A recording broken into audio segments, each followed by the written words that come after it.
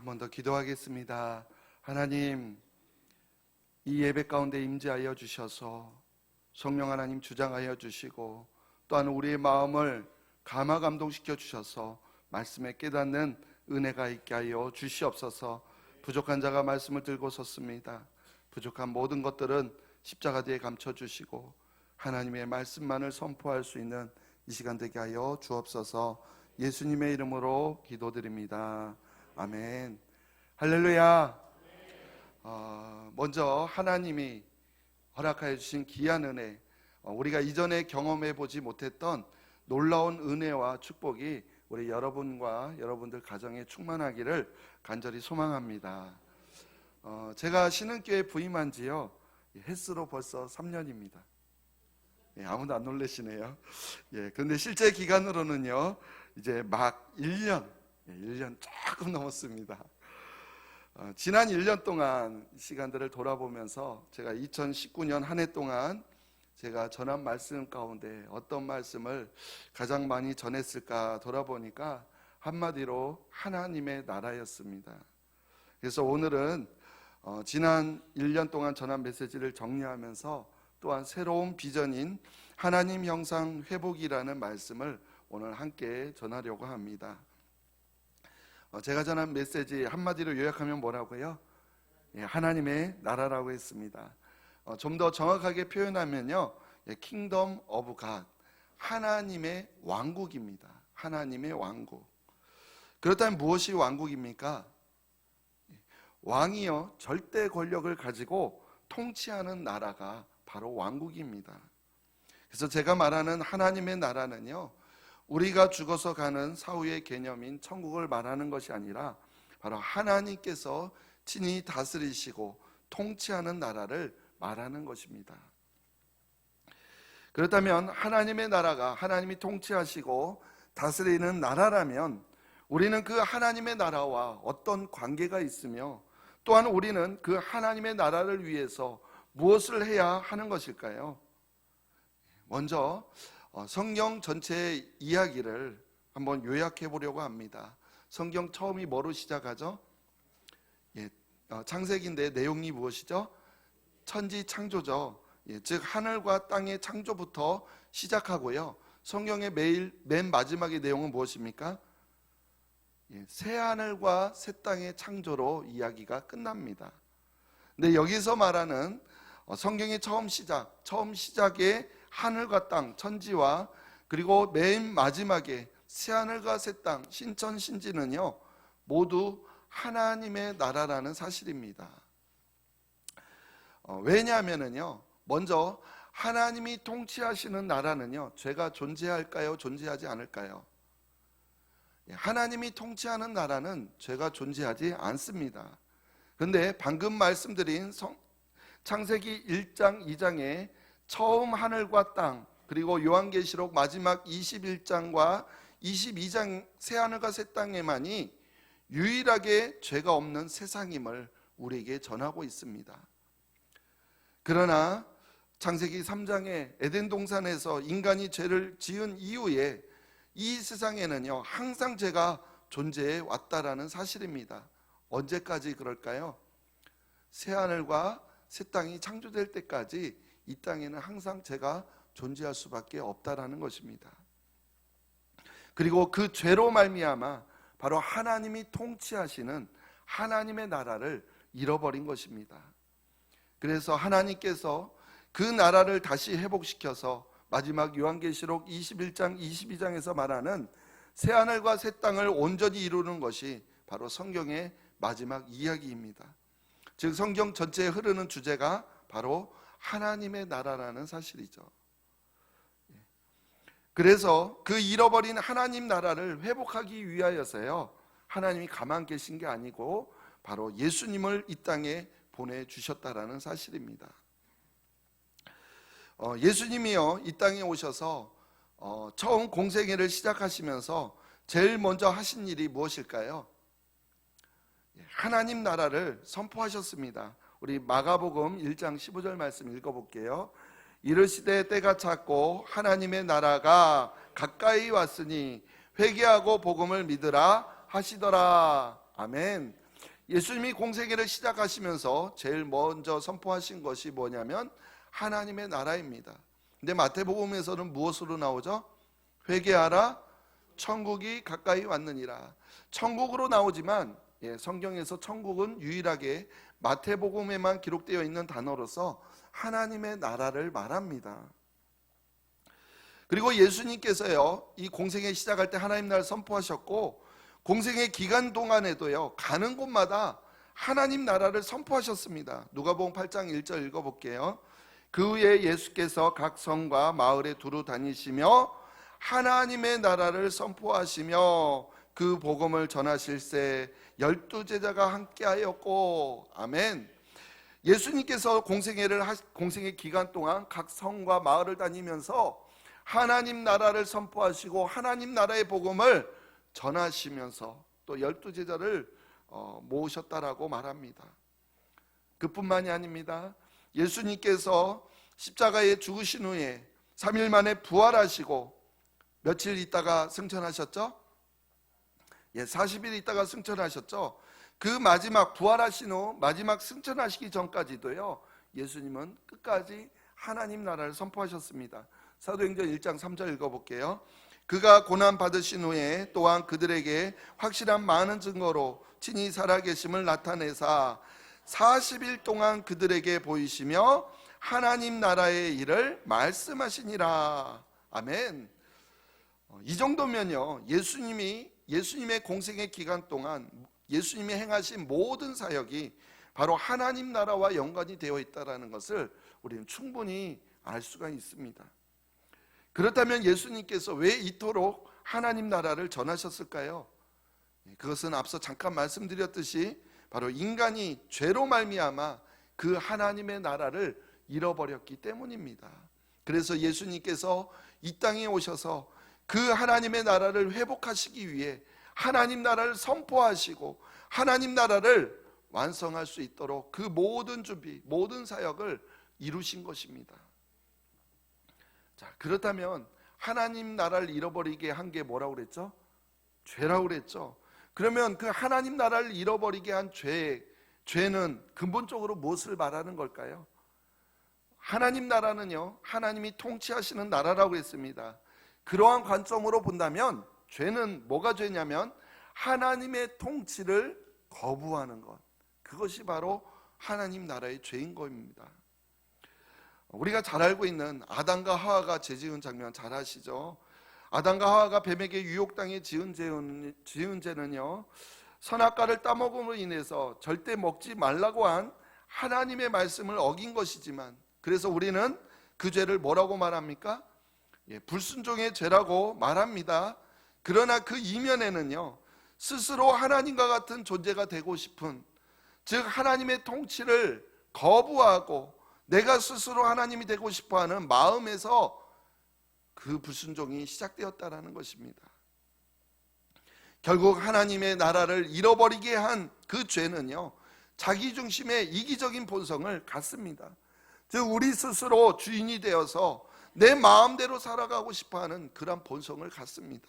한마디로 내 삶에 하나님을 거부하고 내가 주인이 되어 살아가는 것입니다.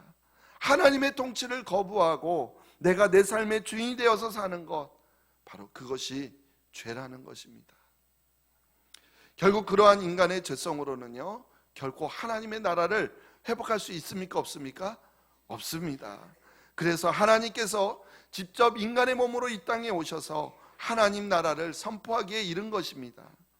이것이 바로 구속사 중에서 가장 위대한 사건 중에 하나인 성육신의 사건 아닙니까? 즉 인간은 스스로 죄로부터 벗어나지 못하여서 하나님의 나라를 회복하지 못합니다. 그래서 예수님께서 이 땅에 오셔서 하나님 나라를 선포하셨을 뿐만 아니라 죄로 인하여 인간 스스로 멸망할 수밖에 없는 것을, 그 문제를 해결해 주시기 위하여서 그 죄의 저주를 친히 받으신 사건, 그리고 그 사건이 무슨 사건이죠? 십자가 사건입니다. 결국 십자가의 사건도요, 죄와 사망의 권세를 멸하여 완전한 하나님 나라를 회복하시기 위한 하나님께서 선택하신 방법이었다라는 것입니다. 결국 십자가는요, 인간이 죄로 인하여서 하나님과 단절되어 파괴된 그 하나님의 나라를 다시 회복해 가기 위한 하나님의 방법인 것입니다. 이처럼 성경은요, 바로 하나님께서 당신의 나라를 회복해 가시는 하나님의 사랑의 역사임을 우리에게 보여주고 있습니다. 그리고 중요한 것은요, 그 하나님의 나라는 예수 그리스도께서 오심으로 이 땅에 실현되기 시작했다라는 것입니다. 즉 예수 그리스도께서 이 땅에 오심으로 이미 하나님의 나라가 도래한 것입니다. 그러나 아쉽게도요, 그 나라는 아직까지도 완성되지 못했습니다. 하지만 지금도요, 성령을 통하여서 계속 그 나라를 이루어 가신다라는 것입니다. 그래서 결국 그 나라는요, 우리 주님께서, 그리스도께서 재림하실 때 비로소 완전한 나라를 이루게 될 것입니다. 아멘. 네, 그리고 그 내용이 요한계시록 21장, 22장에 기록되어 있습니다. 그래서 성경은요, 하나님이 우리의 하나님이 되셔서 당신의 나라를 통치하시며 우리와 사랑의 관계를 맺기를 원하시는 하나님의 마음을 기록한 바로 하나님의 사랑 이야기라는 것입니다. 여기에서 우리는요, 하나님의 소원이 무엇인지 최소한 한 가지는 알게 됩니다. 그것은 바로요, 하나님은 우리의 하나님이 되시고 우리는 하나님의 백성이 되기를 원하신다라는 겁니다. 하나님은 우리의 하나님, 우리의 왕이 되기를 원하십니다. 그렇게 되면요, 우리는 자동적으로 바로 그분의 백성이 되는 것 아닙니까? 하나님께서 예레미야 선지자를 통해서 새 언약을 맺을 것이라고 예언하셨습니다. 한번 그 내용 읽어볼까요? 예레미야 31장 33절입니다. 시작.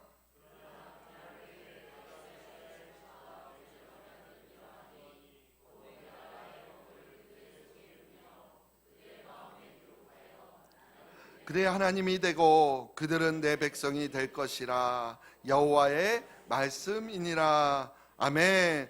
나는 그들의 하나님이 되고 그들은 내 백성이 될 것이다. 그렇습니다. 하나님은 바로 우리의 하나님이 되기를 원하십니다. 또한 하나님은 우리가 하나님의 백성이 되기를 원하십니다. 하나님이 나의 왕, 나의 주가 되신다라는 것, 그것은 바로 하나님의 통치 아래에 있다라는 것이고 바로 그것이 하나님의 나라가 이루어지는 것입니다. 이것이 바로 우리의 정체성과 존재의 의의를 결정해 주는요, 아주 절대적으로 중요한 진리가 되는 것입니다. 저와 여러분이 누구라고요? 하나님 나라의 백성입니다. 하나님의 백성입니다. 그렇다면 우리는요, 이 세상에서 어떻게 살아가야 할까요? 쉽게 말씀드리면 우리가 하나님 나라의 백성이라고 그랬으니까요, 바로 하나님 나라 백성답게 살아가는 것이 바로 이 땅에 살아가는 방법입니다. 그래서 하나님 나라를 이룬다라는 것은요, 하나님 나라 백성으로서 하나님의 통치를 받는 그러한 하나님의 백성으로 살아가는 것을 말합니다. 그런데 그 하나님의 나라는요, 세상의 힘과 권력으로 만들어지는 나라가 절대 아닙니다. 예수님께서 이 땅에 그리스도, 즉 메시아로 오셨는데, 메시아로 오신 우리 예수님께서 세상의 힘과 권력으로 오셨습니까? 아니라는 것을 너무나 잘 알고 있을 겁니다. 그렇습니다. 하나님이 다스리시는 하나님의 나라를 이룬다라는 것은요, 우리가 이 땅에서 절대 권력을 가지고 모든 나라를 다스리는 그러한 나라를 만드는, 그래서 어떤 나라도 공격하지 못하는 그런 강한 나라를 이루는 것이 결코 아니라는 것입니다. 근데 실제로 역사 속에서 그런 나라를 이루려고 할 때 얼마나 많은 오류를 역사 가운데 남겼습니까? 하나님이 다스리시는 하나님의 나라를 이룬다라는 것은요, 그런 힘과 권력의 나라가 아니라 바로 하나님의 말씀으로 이 세상의 세속적인 문화에 침투해서 세상을 변화시키는 것, 바로 그것을 말합니다. 오히려 힘과 권력이 최고의 가치인 이 세상의 나라예요. 하나님과 하나님의 나라, 바로 하나님의 사랑과 예수 그리스도의 복음으로 침투해 들어가는 것이 바로 하나님의 나라를 이루는 것입니다. 그래서 우리는 세상 가운데 들어가서 예수님이 우리를 긍휼히 여겨주시는, 우리를 불쌍히 여기시는 바로 그 사랑의 사역을 이루어 나아가는 것입니다. 그래서 교회는 이런 깨달음을 가진 자들의 모임이어야 되고, 그래서 세상의 힘과 권력에 대립하여서 그것들을 하나님의 권세 아래 복종시키는 바로 그 사랑을 우리가 실천해야 하는 것입니다. 세상의 힘과 권력과 논리에 대적하여서 그것들을 하나님의 권세 아래 복종시키는 방법 무엇일까요? 바로 그리스도의 사랑을 실천하는 것입니다. 바로 이것이 말씀에 순종하는 그리스도인의 모습이며, 이것이 바로 하나님 나라의 개념인 것입니다. 우리는 이와 같이 성경을요 하나님 나라의 관점으로 보고 이해해야 합니다. 이러한 말씀의 바른 이해가 될 때 나의 가치관, 또 나의 세계관이 성경적으로 바로 세워질 수가 있는 것입니다. 내가 누구이며 또한 내가 이 세상에서 어떻게 살아가야 하는지 그거를 알아야 되는데, 그거를 모른다면 나의 신앙은요 하나의 종교 행위가 될 수밖에 없다라는 것입니다. 그렇습니다. 하나님의 나라는요 하나님의 백성으로 이루어지는 나라입니다. 바라옵기는 우리 신흥교회 모든 성도님들은 모두 다 하나님 나라의 백성이라는 자존감을 가지고 살아가시기를 간절히 소망합니다. 자, 그렇다면 어떻게 살아가는 것이 하나님 나라의 백성으로 살아가는 걸까요? 나는 여전히 이 세상 가운데 살아가고 있는데, 이 세상에서 어떻게 살아가는 것이 하나님 나라 백성으로 하나님의 나라의 문화를 이루며 살아가는 것이냐라는 겁니다. 이것이 우리에게 더 중요합니다. 내가 누구인지 아는 것도 매우 중요하지만, 내가 누구인지 알았을 때 어떻게 살아가야 하는지를 아는 것도 정말 중요합니다. 자, 그렇다면 우리는 하나님 나라 백성이라면 하나님 나라 백성으로서 어떻게 살아가야 할까요? 성경에서는요 하나님이 거룩하니 그 백성들도 거룩하라라고 명령하심을 우리는 보게 됩니다. 레위기 11장 44절 45절 말씀 우리 같이 한번 읽어볼게요. 시작.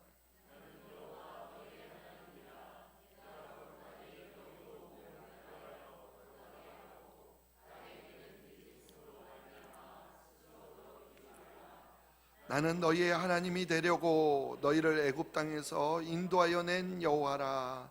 내가 거룩하니 너희도 거룩할지어다. 아멘. 나는 너희의 하나님이 되려고 한다. 내가 거룩하니 너희도 거룩하라 라고 말씀합니다. 인류는 타락 이래로 줄곧 두 부류의 사람으로 나뉘어져 왔습니다. 하나는 하나님을 따라 그분께 순종하는 삶을 사는 사람이고요, 다른 하나는 우상을 섬기며 자기 중심적인 삶을 사는 사람입니다. 당연히 전자는 하나님 나라의 백성이고요, 후자는 하나님 나라의 백성이 아닌 자들입니다. 그런데 문제는요, 성경에 의하면 이 두 부류는, 즉 하나님 나라 백성과 하나님 나라의 백성이 아닌 이 두 부류는요 절대 융화되지 못한다라는 사실입니다. 그렇기 때문에 세상 나라 문화가 하나님 나라 문화에 들어와서 하나님 나라가 세속화되거나, 아니면 반대로요 하나님 나라 문화가 세상 나라 문화에 침투하여서 바로 세상 나라가 하나님 나라로 변화되거나 하는 것입니다.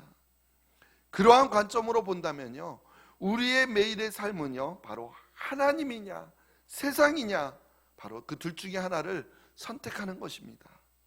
즉 하나님이냐 바알이냐의 태길의 싸움입니다. 이것을 우리는 영적 싸움이라고도 합니다. 그리고 세상 문화에 섞여서 우리가 세속화되어 가는 것, 그것이 바로 우상 숭배의 죄인 것입니다. 결국 내가 거룩하니 너희도 거룩할지어다, 이 거룩함은요 세상과 구별되는 것을 말합니다. 즉 세상의 문화와 섞이지 않도록 구별하는 것을 말하며, 그러한 삶이 거룩한 삶인 것입니다. 그래서 이 하나님의 나라를 세워나가는 삶은요 바로 거룩한 삶, 즉 세상과 섞이지 않고 구별되는 삶을 말하는 것입니다. 그런데 오늘날의 하나님의 백성인 그리스도인들은 단순히 교회의 삶과 세상의 삶을 구별하는 삶을 살아가는 것만이 거룩한 삶이 아니라는 것을 알아야 합니다. 즉 하나님 나라 백성으로서의 삶은요, 세상과 구별된 삶을 살아갈 뿐만 아니라 그렇게 구별된 삶을 통하여서 오히려 세상에 거룩하고 선한 영향력을 끼치는 삶을 살아야 한다라는 것입니다. 즉 하나님 나라 문화가 세상 나라 문화에 침투하여서 세상 나라를 하나님 나라로 변화시키는 일을 감당하는 것이 바로 우리 그리스도인들이어야 한다라는 것입니다. 교회의 기능이 예배하기 위해서 모이고 또한 선교하기 위해 흩어지는 것이라고 한다면 오늘날 이 흩어지는 교회는 그리 많지 않는 것 같습니다. 왜냐하면 흩어지는 교회로서의 선교란 단순히 먼 나라에 나가서 복음을 전파하는 것만을 의미하는 것이 아니고요, 바로 우리가 교회 밖에서 그리스도인의 가치관을 가지고 하나님 나라 문화를 이루고 그 나라를 이루어가는 것이기 때문입니다. 그러나 오늘날 교회에서는요, 예배를 위해서 모여서 뜨겁게 예배하지만 그러나 세상에 나가서 그리스도인으로서 빛과 소금이 되어 나가지 못하고 세상 속에서 오히려 다 섞여버리고 마는 그런 안타까운 모습들을 보게 된다라는 것입니다. 근데 이것이요, 바로 바알을 섬기는 삶이며 안타깝게도 그런 삶 속에서는 하나님의 나라가 절대 이루어지지 않습니다. 예수님은 우리를 향하여서 너희는 세상을 향하여 나아가라고 명령하셨지만 그러나 그 세상에 속하면 안 된다라고 우리에게 가르쳐주고 계십니다. 그러기에 우리는요, 세상에 나아가 빛과 소금의 사명을 다하여 이 세상을 변화시키고 그리스도의 문화를 이루어 나가야 하는 것입니다. 즉 그리스도인은요, 세상을 바로 우리 그리스도의 문화로 변화시키며 사는 삶을 살아야 하고, 그러기 위해서 세상 가운데 살아가되 세속과 섞이면은 안 되는 것입니다. 즉 우리는요, 세상에 살면서 세상에 속한 자가 아니라 하늘에 속한 자로 살아가야 되는 것입니다. 아멘. 유대인들은 비록 인구가 적을지라도 게다가 뭉쳐서 그들은 살아가는 것이 아니라 세계 곳곳에 흩어져 살아가고 있음에도 불구하고요, 그들은 얼마나 유태인이라는 그런 자긍심을 가지고 살아가고 있습니까? 그렇다면 우리는 정말로 만왕의 왕이신 하나님 나라의 백성일진데 얼마나 우리가 세상 가운데 살아갈 때 하나님 백성으로서의 자긍심을 가지며 우리가 살아가고 있습니까? 바로 지금 이 시대가 세상의 문화를 하나님의 문화로 바꿔놓는 영적 각성이 필요할 때입니다. 초대교회 때 수많은 성도들이 순교한 것은요, 바로 이 섞이면 안 된다라는 구별됨이라는 관점 때문에, 그래서 세상과 결코 타협할 수 없었기 때문에 순교의 길을 택했던 건 아닙니까? 그러므로 섞이면 안 된다라는 그 구별된 삶을 살아야 한다라는 것이요, 포스트 모더니즘, 종교다원주의 그리고 종교 혼합주의가 만항되는 바로 오늘날의 삶 속에서 우리 그리스도인들이 가져와야 될 가치관이라는 것입니다. 이처럼 우리는 세상과 섞이지 않는 그런 구별된 삶을 살아가며 세상을 변화시키는 것이 바로 우리의 삶의 목적이어야 합니다. 결국 하나님의 나라가 이 땅에 이루어지고 회복하기 위해서는요, 하나님의 백성은 세상과 구별된 삶을 반드시 살아야 하는 것입니다. 이것이 거룩한 삶이며 하나님 나라 백성으로서의 마땅한 모습이라는 것입니다. 바라옵기는 우리 신흥교회 모든 성도님들은 세상 속에 살아가고 있지만, 우리는 여전히 세상 가운데 살아가고 있지만 모두 하나님 나라에 속한 하나님 나라의 백성으로서 세상에 섞이지 않는 구별된 거룩한 삶을 살아가시기를 간절히 소망합니다. 자, 그렇다면 어떻게 살아가는 것이요, 세상과 섞이지 아니하고 구별된 삶을 살아가는 것일까요? 어떻게 살아가는 것이, 어떻게 살아가야만 우리가 세상을 변화시키고 하나님 나라를 회복하는 것일까요? 우리가 하나님 나라의 관점으로 조금만 더 구체적으로 살펴보고자 합니다. 우리는 하나님 나라의 백성이라고 했습니다. 즉 하나님 나라의 백성으로서 우리는 하나님의 다스림을 받으며 살아가는 것입니다. 그리고 이것은요, 원래 우리를 창조하신 목적이기도 합니다. 그렇습니다. 우리는 원래 하나님의 형상대로 창조된 놀라운 피조물입니다.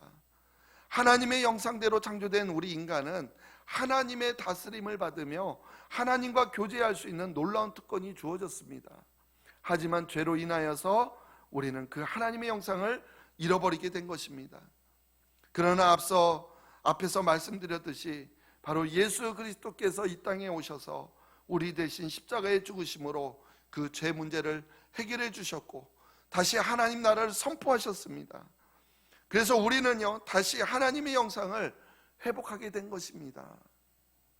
네, 이 부분을 조금 정확하게 말씀드리면 모든 사람이 다 하나님의 영상을 회복한 것이 아니라 바로 예수 그리스도를 믿을 때 비로소 하나님의 영상을 회복하게 되는 것입니다. 즉 예수님이 나의 죄를 위해 대신 십자가에 죽으시고 또한 부활하신 것을 믿으며 그분을 우리가 인격적으로 나의 구주와 주님으로 영접할 때 비로소 우리는 우리 안에 하나님의 영상을 회복하게 되는 것입니다. 즉 우리가 예수 그리스도를 믿을 때 우리는 다시 하나님의 영상을 회복하여 하나님의 영상을 입은 새 사람이 되는 것입니다. 예수 그리스도를 믿을 때 죄와 허물로 죽은 우리가 그리스도와 함께 다시 살리심을 받은 새로운 존재라는 것입니다. 이번 2020년 표의 말씀이기도 합니다. 우리 다시 한번 골로새서 3장 10절 말씀 읽어볼게요. 새 사람을 입었으니 이는 자기를 창조하신 이의 형상을 따라 지식에까지 새롭게 하심을 입은 자니라. 아멘. 새 사람을 무엇으로 말하고 있습니까? 새 사람은요 하나님의 형상을 회복한 모습이다라고 말하고 있습니다. 그러나 회복된 하나님의 형상은요 완전한 하나님의 형상이 아니며 새하늘과 새 땅, 즉 완전한 하나님의 나라가 임할 때 그때에 가서야 비로소 우리도 완전한 하나님의 형상을 회복하게 될 것입니다. 그렇다면 그때까지 완전한 하나님의 형상을 회복할 때까지 우리는 가만히 있어야 합니까? 아니죠. 계속해서 우리 안에 하나님의 형상을 회복할 수 있도록 해야 한다라는 것입니다. 자, 그렇다면 우리가 회복해야 할 그 하나님의 형상, 그 하나님의 형상은 무엇을 말하는 걸까요? 히브리서 1장 3절 말씀을 보니까 이는 하나님의 영광의 광채시요 그 본체의 형상이시라. 바로 이분은 예수님을 말합니다. 예수님이 바로 그 본체의 형상이다라고 말합니다. 고린도후서 4장 4절 말씀 같이 읽어볼게요. 그 중에 이 세상의 신이 믿지 아니하는 자들의 마음을 혼미하게 하여 그리스도의 영광의 복음의 강체가 비치지 못하게 하매니 그리스도는 하나님의 형상이니라. 아멘. 그리스도가 뭐라고요? 하나님의 형상이다라고 말합니다. 골로새서 1장 15절 말씀도 볼게요. 그는 보이지 아니하는 하나님의 형상이시요 모든 피조물보다 먼저 나신 이시니. 바로 하나님의 형상, 누구로 나타났다라고 말합니까? 보이지 아니하시는 하나님의 형상을 우리에게 보여주셨는데 바로 그분이 예수 그리스도라는 겁니다. 그리고 또 이렇게 말씀하십니다. 로마서 8장 29절 시작. 하나님이 미리 아신 자들을 또한 그 아들의 형상을 본받게 하기 위하여 미리 정하셨으니 이는 그러 많은 형제 중에서 맏아들이 되게 하려 하심이니라. 아멘. 그 아들의 형상을 본받게 하기 위하여서 보이지 아니하는 하나님의 형상을 예수 그리스도로 보여주셨는데 바로 그 예수님의 형상을 어떻게 하라고 말하고 있습니까? 본받으라라고 말하고 있습니다. 즉 예수 그리스도의 마음을 품고 예수 그리스도를 닮아가고자 하는 것이 바로 우리가 이 땅에서 하나님의 형상을 회복하며 나아가는 것입니다. 우리 빌립보서 2장 5절로 8절 말씀 읽어보겠습니다. 시작.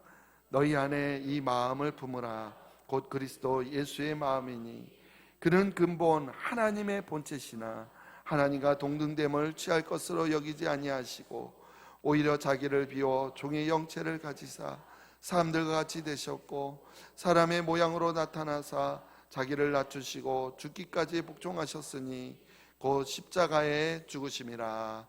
아멘. 그렇습니다. 우리 예수님께서는요 죽기까지 자기 자신을 부인하고 십자가를 지셨습니다. 그렇다면 우리가 하나님의 영상을 회복하는 것은 결국 자기 자신을 부인하고 예수 그리스도를 닮아가는 삶을 말하는 것 아니겠습니까? 바로 오늘 본문입니다. 마태복음 16장 24절. 이에 예수께서 제자들에게 이르시되 누구든지 나를 따라오려거든 자기를 부인하고 자기 십자가를 지고 나를 따를 것이니라. 아멘. 결국 자기 자신을 부인하고 예수 그리스도를 닮아가는 삶이 하나님의 형상을 회복하는 것입니다. 그리고 이것이 세상과 구별된 거룩한 삶이라는 것이고, 바로 이것이 또한 성경이 우리에게 전하는 핵심 메시지입니다.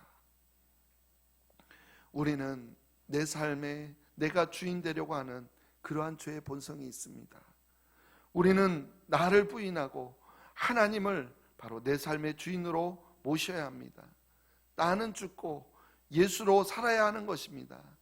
갈라디아서 2장 20절. 내가 그리스도와 함께 십자가에 못 박혔나니 그런즉 이제는 내가 사는 것이 아니요 오직 내 안에 그리스도께서 사시는 것이라. 아멘. 그렇습니다. 우리는 하나님 나라의 백성입니다. 그러므로 우리는 하나님의 통치를 받는 그러한 삶을 살아야 합니다. 하나님은 우리에게 거룩한 삶을 살라고 하십니다. 그 거룩한 삶을 산다라는 것은요, 바로 예수님을 닮아가는 삶을 말합니다. 예수님을 닮아가는 삶은 날마다 나 자신을 부인하며 세상과 구별된 삶을 살아가는 것입니다. 저는 우리 신흥교회 성도님들이 이러한 세상과 구별된 거룩한 삶, 예수 그리스도를 닮아가는 삶을 살아가시는 하나님 나라 백성들이 다 되시기를 간절히 소망합니다.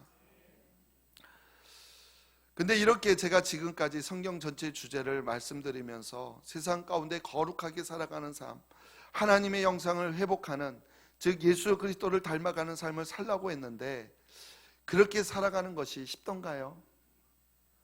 죽은 줄 알았던 내가 하루가 다르게 또다시 살아나서 내가 주인 되려는 그러한 죄성이 끊임없이 우리 안에 반복되는데, 우리가 그거를 노력하기만 하면 정말 우리가 하나님의 영상을 회복할 수 있을까요?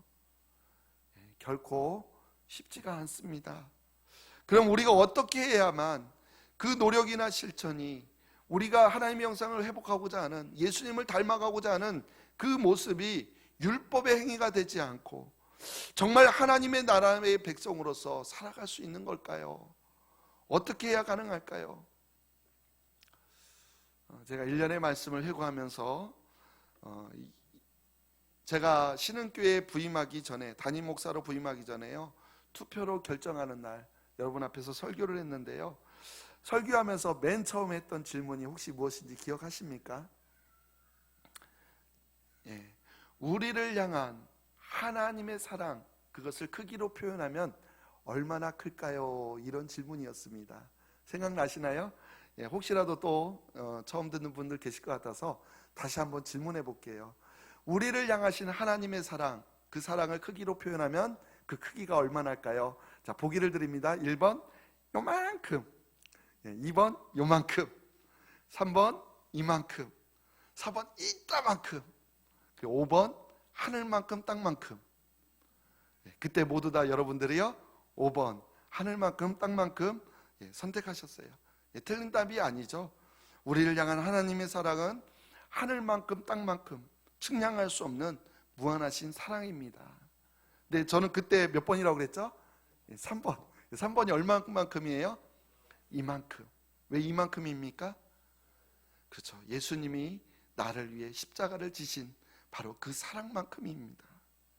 더도 말고 오직 십자가에서 나를 위해서 대신 죽어주신 사랑, 바로 그 사랑만큼이 하나님이 우리에게 베풀어 주신 사랑의 크기라는 것입니다. 에베소서 3장 17절에서 19절도 그때 읽었었는데 한번 읽어볼게요. 믿음으로 말미암아 그리스도께서 너희 마음에 계시게 하시옵고 너희가 사랑 가운데서 뿌리가 박히고 터가 굳어져서 능히 모든 성도와 함께 지식에 넘치는 그리스도의 사랑을 알고 그 너비와 길이와 높이와 깊이가 어떠함을 깨달아 하나님의 모든 충만하신 것으로 너에게 충만하게 하시기를 구하노라. 아멘. 그리스도의 사랑, 여기에서 너비와 길이와 높이와 깊이 무엇을 말하죠? 바로 십자가입니다. 바로 그리스도의 사랑은 십자가의 사랑입니다. 그 십자가의 사랑을 정말 깊이 알아가는 저와 여러분들이 되기를 소망합니다. 근데 왜 제가 이 질문을요 갑자기 다시 드리는지 아십니까? 바로 제가 지금까지 말씀드렸던 우리가 하나님 나라 백성으로서 거룩한 삶을 살아야 한다고 했는데 그렇게 살아가는 것이 쉽다고요? 어렵다고요? 어렵다고 했잖아요. 근데 바로 우리가 그렇게 하나님 나라 백성으로서 거룩한 삶을 살아갈 수 있게 하는 원동력이 바로 이 십자가의 사랑이기 때문입니다. 십자가의 사랑이 있기 때문에, 그리고 우리가 그 사랑을 알기 때문에 우리는 이 땅에서 하나님 나라를 이루어가는 것입니다. 우리가 십자가의 사랑을 날마다 깨닫기 때문에 우리가 이 땅에서 하나님의 형상을 회복하여 하나님의 나라의 백성으로서 거룩한 바로 구별된 삶을 살아갈 수 있게 되는 것입니다.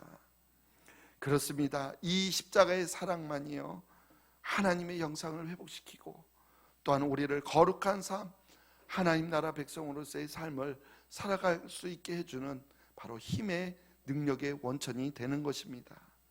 그러므로 앞으로도 항상 우리는 이 십자가의 사랑을 잊지 않고 살아가시기를 바랍니다. 그래서 하나님이 형상이 회복된 정말 하나님 나라의 백성으로서 이 땅에서도 날마다 나 자신을 부인하며 예수 그리스도를 닮아가는 그러한 거룩한 삶을 살아내는 저와 여러분들 모두가 되시기를 간절히 주님의 이름으로 축원드립니다.